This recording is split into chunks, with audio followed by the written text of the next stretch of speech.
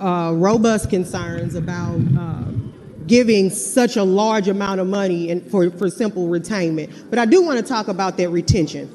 I have a lot of not only constituents, friends, and in fact, my own brother works right at the GM plant in Wentzville. And one of the issues that I have excuse me, Mr. Speaker. Mr. Speaker, can I get some order in here? Proceed, gentlemen. Thank you, Mr. Speaker, because we're talking about giving away $50 million. So if y'all don't want to hear it, leave the chamber. But I want to hear the lady from the Prouty District before we gift $50 million with no guarantee and employment opportunities. And it's specifically that. For the people who are attempting to appeal to my sense of blackness opposed to my sense of the constitutionality of a bill, that I also find not only insulting but problematic.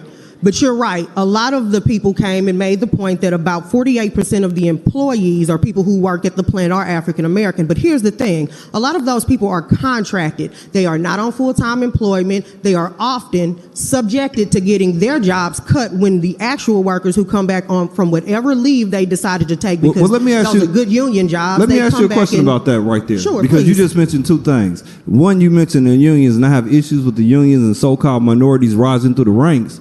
But you mentioned something about employees that aren't necessarily permanent. And I know in Kansas City, we have this issue where so-called minorities go to a ready labor place. They get hired on temporarily. They work 90 days, and then they don't have a job anymore.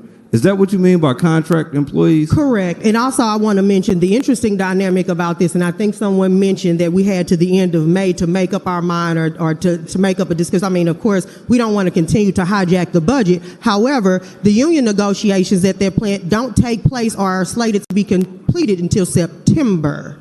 September, not May. We're going to get the money away and it's not going to be even done until 6 months later? This is correct. So not only are we're not talking about just even keeping or adding jobs, which is something that I would like to see. If we're going to gift that much money to an entity that is known to have closed jobs all over this country, and I'm a numbers person, right? I need something to be quantifiable, and I don't care what it is. I don't care what party it's from. I don't care what color you are. You can't come to me with feelings and what you feel deep down inside and keep our fingers crossed. See, I was raised in, and to quote my friend in his absence, I am from the 10,000th block of Barron Drive in Castle Point, and I was raised by a lot of savvy women that they would say, put my money on the dresser.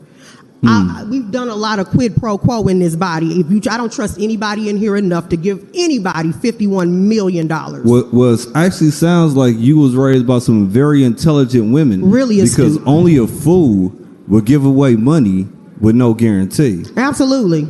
Absolutely. Only a fool would do that. And for me, if we're going to do that, if it's not a guarantee of bringing jobs here, not just retaining them, because they can retain them and move them somewhere else. I want $50 million of Missouri's money to stay in Missouri.